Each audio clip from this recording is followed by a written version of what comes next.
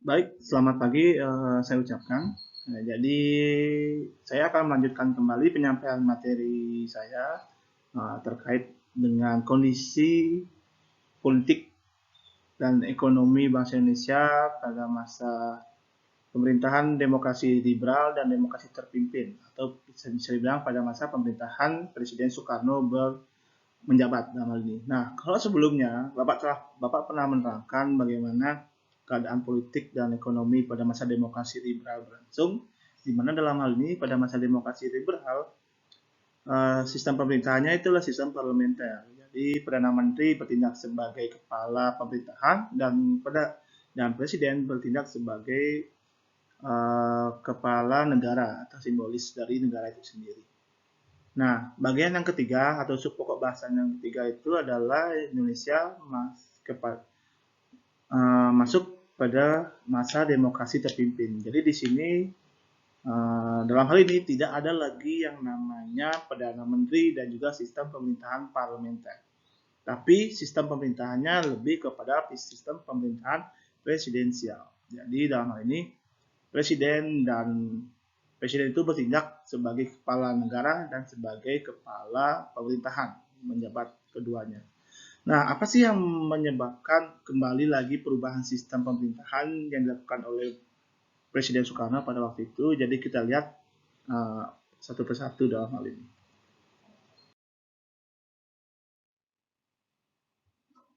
Nah, pelaksanaan masa demokrasi terpimpin itu berlangsung dari tahun 1959 sampai dengan 1965. Ya, jadi yang melatar belakangi pemberlakuan dari demokrasi terpimpin di Indonesia itu ada tiga hal. Dari segi politik itu karena kegagalan dari konstituante. Jadi konstituante itu adalah suatu lembaga atau badan negara yang ingin membuat suatu landasan dasar atau undang-undang yang baru untuk pemerintah ke depannya. Jadi dalam hal ini konstituante itu dianggap gagal dalam menyusun undang-undang yang baru sebagai mengganti untuk undang-undang dasar sementara atau UUDS 1950. Kemudian dari segi keamanan.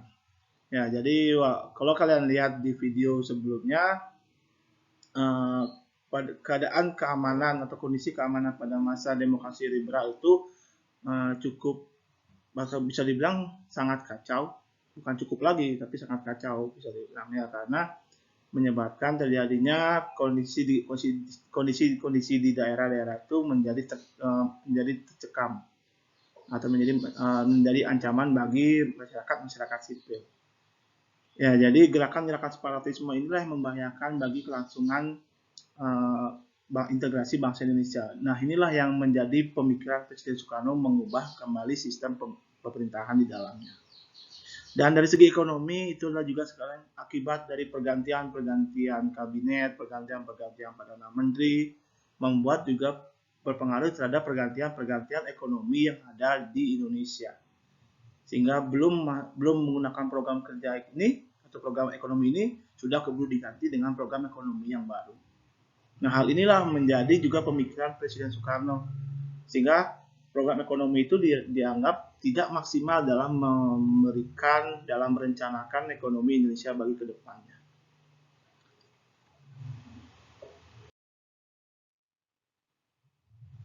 Nah, puncak dari apa bisa dibilang ya, puncak dari kegagalan demokrasi liberal itu terlihat bagi Soekarno itu adalah ketika konstituante tidak bisa menjalankan tugasnya untuk membuat undang-undang dasar yang baru. Akhirnya tanggal 5 Juli 1959 Presiden menganggap keadaan Indonesia itu sudah gawat. Akhirnya Presiden mengeluarkan dekret. Jadi pengeluaran dekret ini sebenarnya adalah suatu hal ketika suatu negara itu sudah berbahaya, makanya Presiden mengeluarkan dekret. Nah, salah satu isi dekretnya itu adalah undang-undang dasarnya itu kembali terhadap Undang-Undang Dasar 1945. Nah, selain dekret itu juga Presiden Soekarno juga mengeluarkan suatu pidato yang disebut dengan namanya Manifesto Politik. Ya, pidato tentang bagaimana bentuk rancangan Indonesia ke depannya. selama pemerintahan demokrasi terpimpin itu berlangsung. Ya, jadi kalau bisa dibilang perubahan dari demokrasi liberal menuju demokrasi terpimpin itu puncak peristiwanya itu adalah ketika diberlakukannya dekret presiden tanggal 5 Juli 1959. Nah, ini adalah beberapa alasan Presiden Soekarno mengeluarkan dekret presiden. Jadi sebenarnya dekret presiden ini hanya boleh dikeluarkan ketika keadaan Indonesia berbahaya. Ya, jadi ada 6 alasan. Yang pertama itu kegagalan konstituante tadi, kemudian situasi politik yang sudah tidak stabil lagi, kemudian konflik antar partai yang menyebabkan terjadinya disintegrasi takutnya ke depannya. Ya, kemudian juga perbedaan-perbedaan ya para politisi ini yang membuat mereka tidak bisa bersatu karena adanya kepentingan-kepentingan di dalamnya. Dan juga Soekarno melihat bahwa Undang-Undang Dasar sementara tahun 1950 itu tidak dianggap sesuai bagi kondisi masyarakat Indonesia yang saat itu terjadi. Dan yang terakhir itu adalah gerakan-gerakan separatisme yang menyebabkan bahwa dianggap bahwa keadaan Indonesia itu pun berbahaya atau mencekam. Ya, inilah menjadi alasan akhirnya Presiden Soekarno pun mengeluarkan dekret presiden tanggal 5 Juli 1959. Nah, dengan dikeluarkannya dekret dan juga dengan pergantian sistem pemerintahan dari pihak TNI AD dalam hal ini Jenderal Nasution juga memberikan dukungan penuh kepada Presiden Soekarno karena dalam hal ini memang beliau juga melihat bahwa keadaan Indonesia juga sudah mulai tidak kondusif lagi. Nah, selain itu juga bahwa Soekarno juga mengeluarkan beberapa ide-ide gagasan yang diberi nama itu adalah USDEK yang merupakan singkatan dari Undang-Undang Dasar, Sosialisme ala Indonesia, Demokrasi terpimpin, Ekonomi terpimpin, dan Kepribadian Indonesia. Jadi ini seperti halnya semboyan atau rencana besar Soekarno dalam masa demokrasi terpimpin itu berlangsung nantinya. Ya, karena kalau kalian lihat di sana dalam hal ini sebagian besar itu diterapkan oleh presiden sebagai pemimpin tertinggi.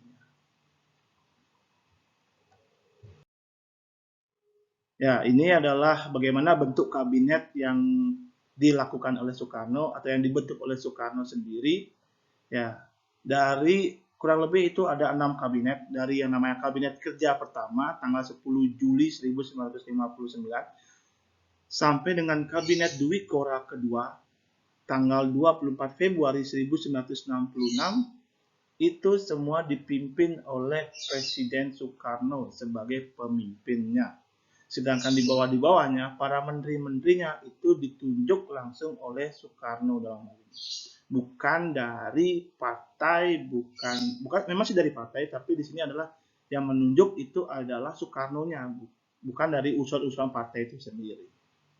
Ya, makanya bisa beda. Kalau bisa dibilang lebih kepada keinginan Soekarno memang benar, karena agak bersifat, kalau diktator sih enggak, tapi lebih bersifat beliau itu mendominasi, ya. Jadi Soekarno itu lebih mendominasi pemerintahan dan juga kabinet-kabinet di dalamnya.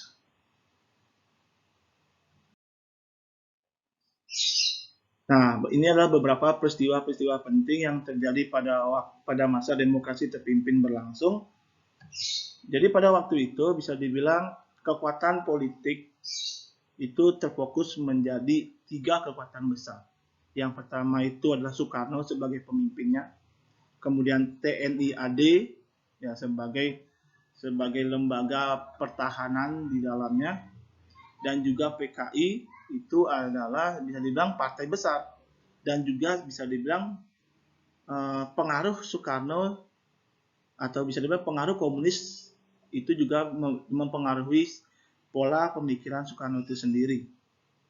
Nah, jadi pada waktu itu memang pada akhirnya karena satu sisi begini, Soekarno kecewa terhadap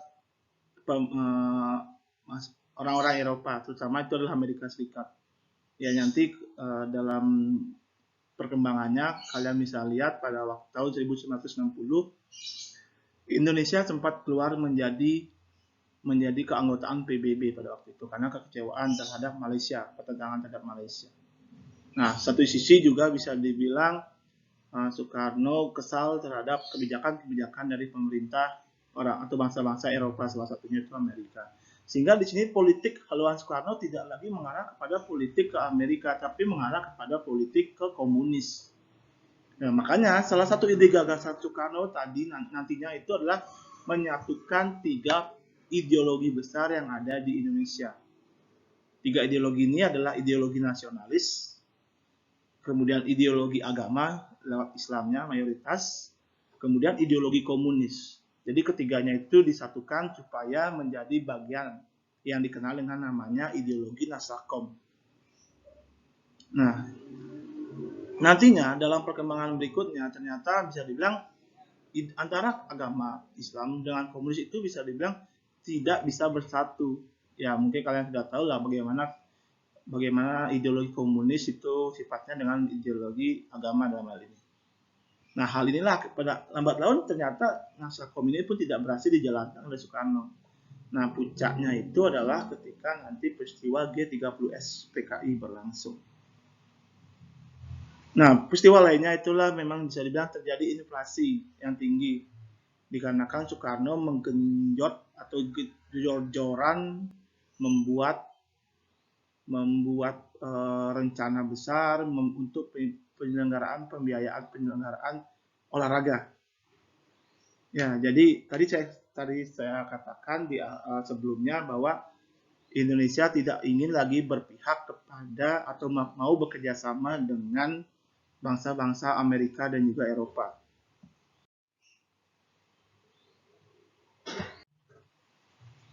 Nah, alasannya apa? Alasannya karena pada waktu itu Soekarno menganggap bahwa ada udang di balik batu dari kerjasama yang terjadi antara Amerika Serikat dengan Indonesia atau bantuan-bantuan dari Amerika Serikat kepada Indonesia pada waktu itu. Jadinya pola pemikiran Soekarno sebagai pemimpin lebih mau bekerjasama dengan negara-negara komunis seperti Vietnam, Cina, bahkan juga kepada Uni Soviet. Ya. Nah, satu sisi juga bisa dibilang Indonesia juga keluar dari keanggotaan PBB dan juga tidak mau ikut serta dalam penyelenggaraan event olahraga seperti Olimpiade. Nah, di sini Soekarno merasa bahwa Indonesia tuh bisa kok mandiri, bisa berdiri sendiri. Itulah prinsip yang diinginkan oleh Soekarno. Ya, memang cukup baik untuk bangsa Indonesia, tapi di sini cara yang dilakukan Soekarno itu bisa dibilang tidak pas pada saat itu. Caranya apa? Caranya Soekarno membuat yang namanya proyek-proyek mercusuar. Ya, contoh proyek mercusuar itu adalah dengan pelaksanaan Ganevo dan juga Konevo. Ganevo itu singkatan dari Games of the New Emerging Force. Jadi istilahnya itu sebagai pesaing dari pelaksanaan Olimpiade. Ya, nanti beberapa proyeknya itu seperti contohnya pembangunan lapangan olahraga, kemudian pembangunan sarana-sarana dalam hal untuk melancarkan Ganevo ini berlangsung. Dan Konevo pun juga. Konevo itu adalah singkatan dari Conference of the New Emerging Force. Itu adalah pembangunan gedung-gedung yang tujuannya untuk tempat konferensi para petinggi-petinggi yang berbeda dengan haluannya dengan Amerika Serikat. Jadi jadi Soekarno berencana untuk mengundang para petinggi dari Uni Soviet, dari Cina, Vietnam yang memang dalam hal ini berhaluan ke komunis sosialis. Ya, dengan salah satu contohnya nanti adalah gedung DPR, MPR yang kalian lihat sering di televisi. Nah, apa yang saya katakan kenapa tidak cocok pada masanya? Karena di sini pembangunan ini dilakukan ketika ekonomi Indonesia itu belum stabil. Nah, inilah yang makanya yang banyak disangsikan, banyak mendapatkan kekecewaan dari tokoh-tokoh lainnya terhadap Soekarno pada waktu itu. Nah, peristiwa penting lainnya itulah masalah pembebasan Irian Barat. Nah, di sini kita tahu memang salah satu peristiwa penting ketika masa terjadinya demokrasi terpimpin itu adalah Irian Barat menjadi bagian dari Indonesia pada waktu itu. Ya, ini mungkin salah satu prestasi di dalamnya. Sehingga nantinya Irian Barat menjadi salah satu provinsi di Indonesia dan berubah namanya menjadi Irian Jaya.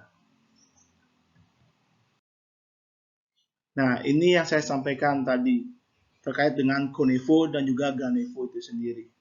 Ya, jadi beberapa foto-foto yang dibuat oleh Soekarno, ya, ini pidato.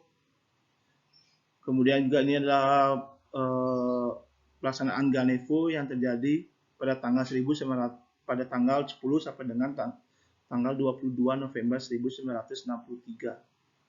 Nah, negara-negara ikut serta di dalamnya lebih kepada negara-negara di wilayah Asia dan juga negara-negara yang berhaluan komunis.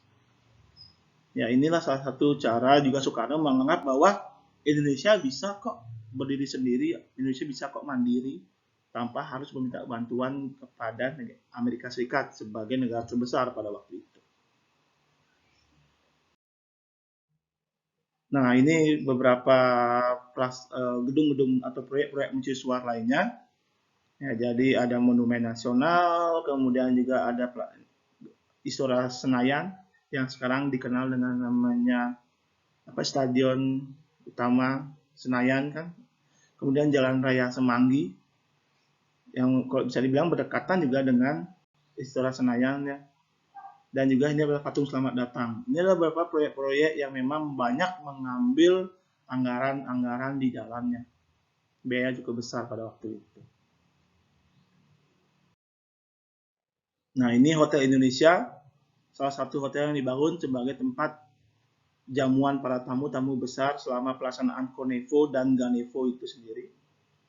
Kemudian yang di sampingnya ini adalah gedung MPR dan DPR kita yang sekarang. Dulunya itulah rencananya gedung ini digunakan untuk tempat konferensi. Ya, tapi karena udah keburu konferensi Konevo ini tidak berhasil dilaksanakan, akhirnya gedung ini digunakan sebagai tempat bagi anggota-anggota DPR pusat untuk duduk di dalamnya.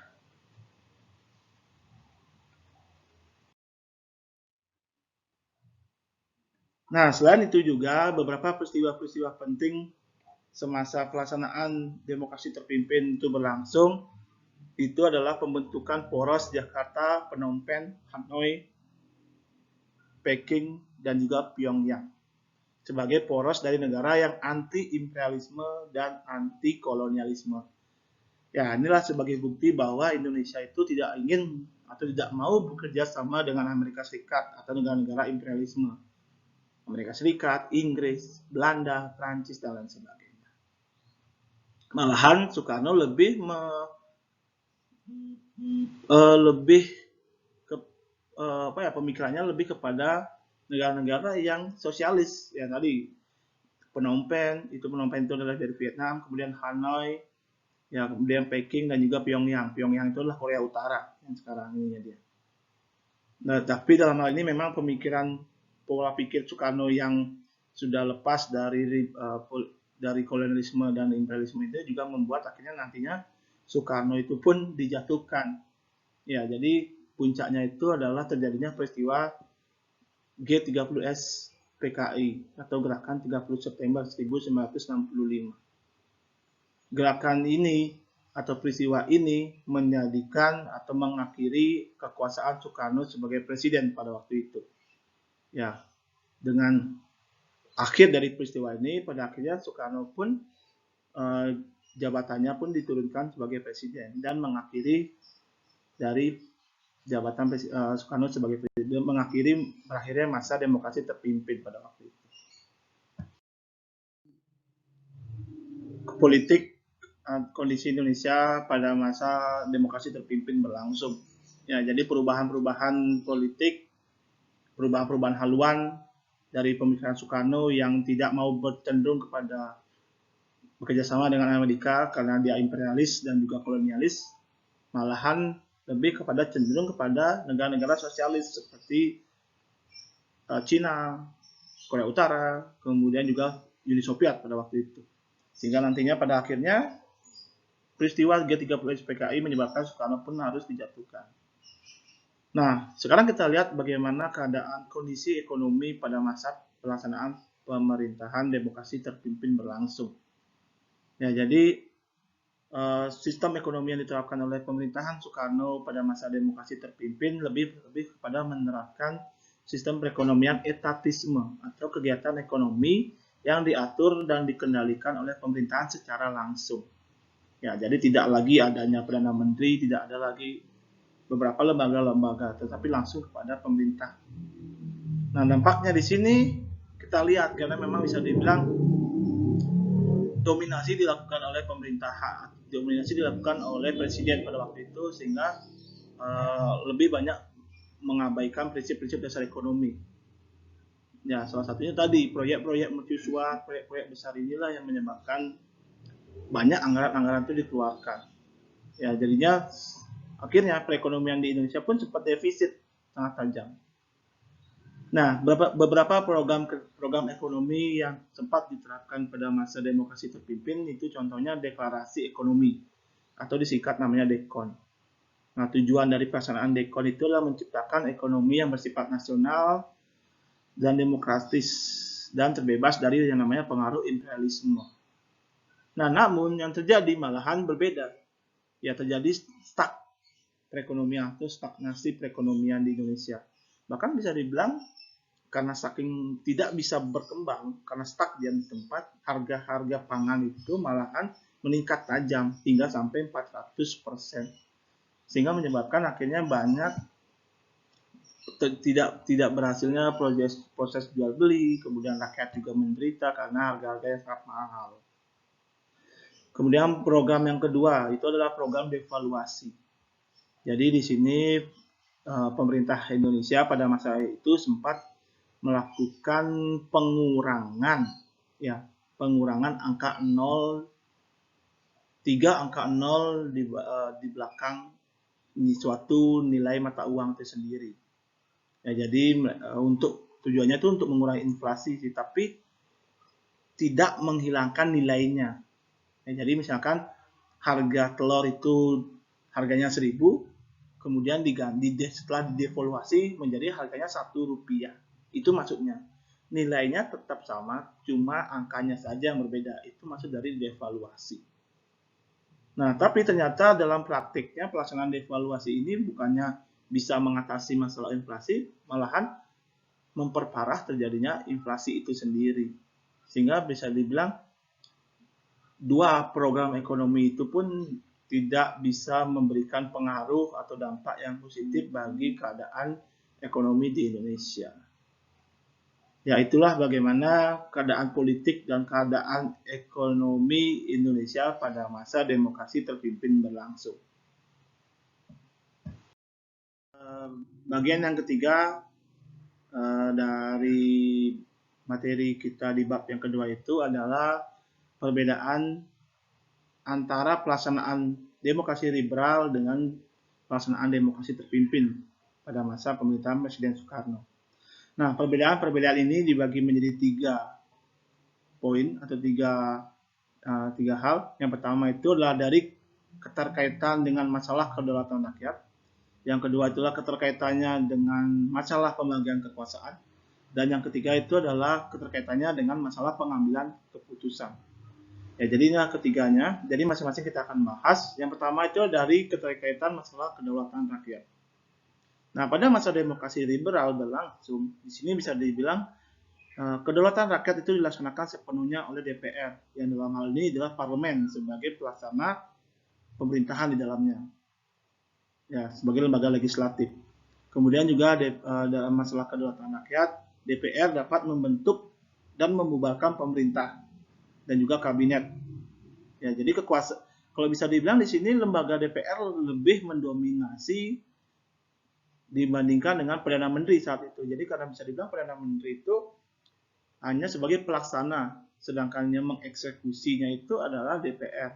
Mengeksekusi dalam hal ini adalah membubarkan ataupun menggantikan Perdana Menteri itu sendiri. Nah, sedangkan pada masa demokrasi terpimpin, di sini secara normatif, konstitusional itu ditetapkan kedaulatannya berdasarkan pada rakyat dan sepenuhnya dilaksanakan oleh MPR. Tapi dalam pelaksanaannya ternyata kedaulatan rakyat itu sepenuhnya berada di tangan rakyat. Di tangan presiden.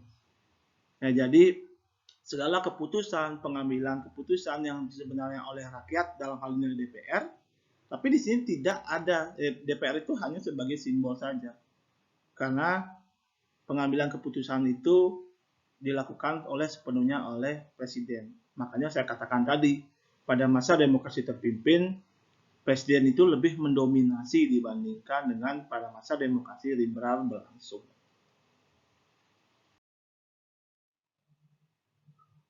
Kemudian yang kedua, perbedaan terkait dengan masalah pembagian kekuasaan. Nah, pada masa demokrasi liberal kita lihat kekuasaan legislatif itu lebih kuat dan mendominasi. Tadi saya katakan, DPR itu lebih mendominasi dibandingkan dengan presiden. Ya, bahkan bisa dibilang kedudukan legislatif atau kedudukan DPR itu lebih tinggi dibandingkan dengan Perdana Menteri pada waktu itu. Nah, pada masa demokrasi terpimpin, kedudukan presiden itu juga sebagai kepala negara, juga sebagai pengambil keputusan. Ya, tadi kekuasaan presiden sebagai lembaga eksekutif lebih mendominasi apa-apa presiden. Itulah yang terjadi pada waktu itu. Nah, jabatan bahkan juga terkait masa jabatan presiden. Dikatakan di sini masa jabatan presiden itu adalah seumur hidup dan tidak boleh diberhentikan oleh MPRS maupun oleh DPR pada waktu itu. Itulah yang terjadi.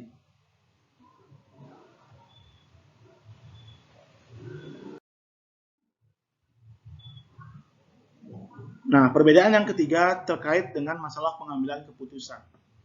Nah, pada masa demokrasi liberal, semua pengambilan keputusan itu berada di tangan DPR sebagai mekanisme keputusan yang terbanyak. Karena dianggap bahwa DPR itu adalah perwakilan rakyat yang berada di lembaga legislatif atau yang berada di pemerintahan. Makanya waktu itu bisa dibilang keputusan DPR itu adalah keputusan mutlak. Sampai juga keputusan untuk mengganti seorang Perdana Menteri dan dalamnya.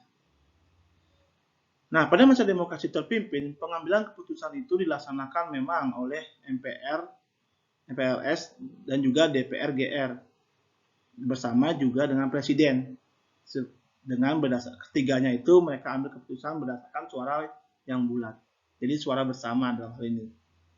Nah, namun memang sih dalam pelaksanaannya kadang-kadang terutama ini masalah anggaran ya. Biasanya kadang-kadang kalau udah presiden mengatakan sudah getok palu masalah anggaran, MPRS dan juga DPR GR nggak bisa ngomong apa-apa. Karena tadi saya katakan bahwa dominasi presiden pada masa demokrasi terpimpin itu sangat-sangat besar. Sehingga bisa dibilang, ya ada juga kekecewaan dari tokoh-tokoh besar terhadap sifat kepemimpinan Soekarno pada masa demokrasi terpimpin. Oke, itu adalah bagaimana materi yang Bapak sampaikan terkait dengan keadaan kondisi politik, sosial, dan juga ekonomi bangsa Indonesia pada masa demokrasi terpimpin dan juga demokrasi liberal berlangsung. Termasuk juga perbedaan antara kedua pelaksanaan demokrasi ini sendiri. Nah, jika ada ingin kalian tanyakan, silakan kalian tanyakan. Jadi materi kita Bapak cukupkan sampai hari ini. Ya. Nah, ini juga sebagai bahan kita nantinya persiapan kalian untuk PTS berikutnya. Ya. Nah, Bapak tutup penyampaian materi Bapak. Bapak ucapkan selamat pagi dan salam sejahtera.